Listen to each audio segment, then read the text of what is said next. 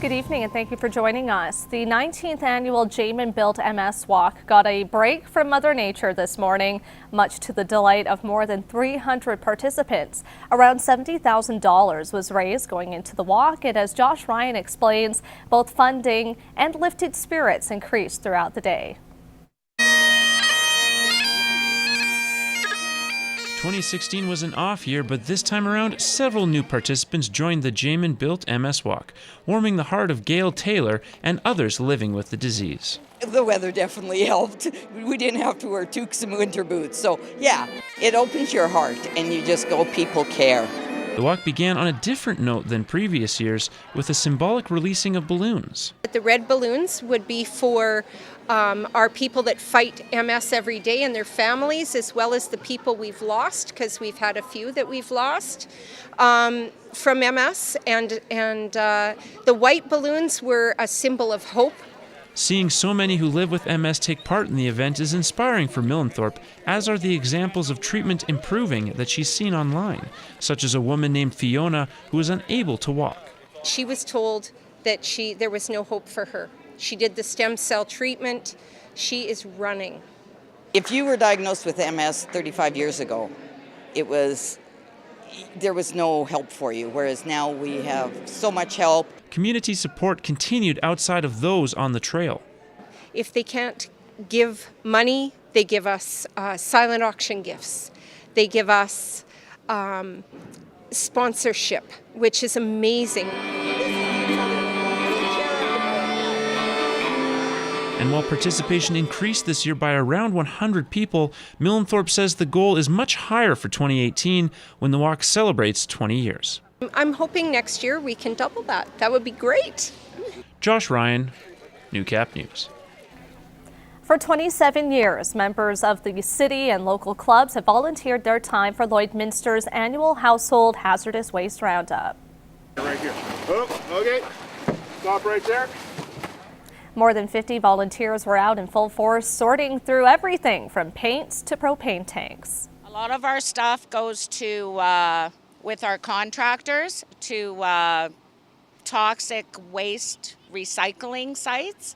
The roundup began at 10 a.m., but the lineup reportedly started at around 8:30, and the event usually sees more than 100 vehicles throughout the day. It's way better than having it out there in the environment, for sure. Like, Mother Nature isn't equipped to take care of the poisons and stuff like this herself, so we really should be taking better care of our world.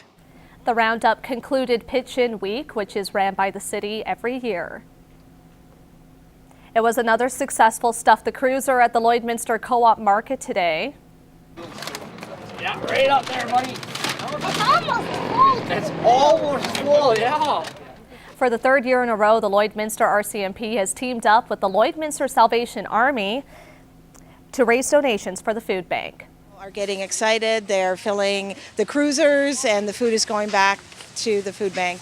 It's awesome. You know, every time that we've done this, we've had great support from the community. It's something that always blows me away of how amazing our community is and how we will show up, support each other, and give no matter what the situation or circumstances. And despite it being May, the demand for the food bank is still strong. Different than other years.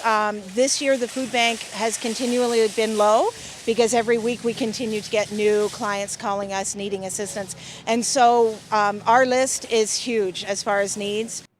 The goal is to beat last year's record of 11 cruisers filled with food. This is Newcap Sports. Well, just when you thought hockey in the border city was done, one of Lloydminster's junior teams is back on the ice working to build on a successful 2016-17 season. The Lloydminster Junior B Bandits began their first ever spring camp Friday, and the results after day one were exactly what the organization had hoped for. Awesome. Yeah, I'm really glad we did it. We pondered for quite a while whether we should do it or not, whether it was going to be any value in doing it. We're not doing it for financial reasons. It wasn't to make money at all. Yeah, I think it's gone off good, and we got guys here that we normally wouldn't have. The numbers registered for camp provided a nice surprise with over 40 players on the ice Friday, but it wasn't just quantity that pleased the coaching staff. The quality of players also provided optimism. No, I was pleasantly surprised for sure. We had, some good young players and guys that were going to be able to step in and affiliate with the Bobcats. So we figured if we could find, one or two kids, then it's a win. The camp runs today through to Sunday evening.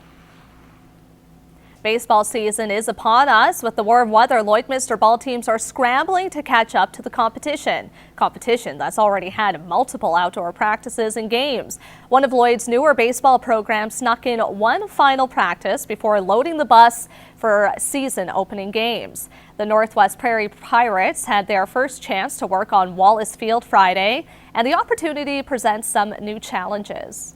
Well, with our first year guys, the 90 feet, 60 feet 6 inch diamond becomes pretty big when these guys are playing on a bantam diamond. So the fact that they can't really practice on the big diamond right now, I think it puts us at a bit of a disadvantage here the first third of the season. This morning, the team left on a 2-city 4-game road trip, and those 4 games will provide a stiff test to open the season. The coach is looking for a split.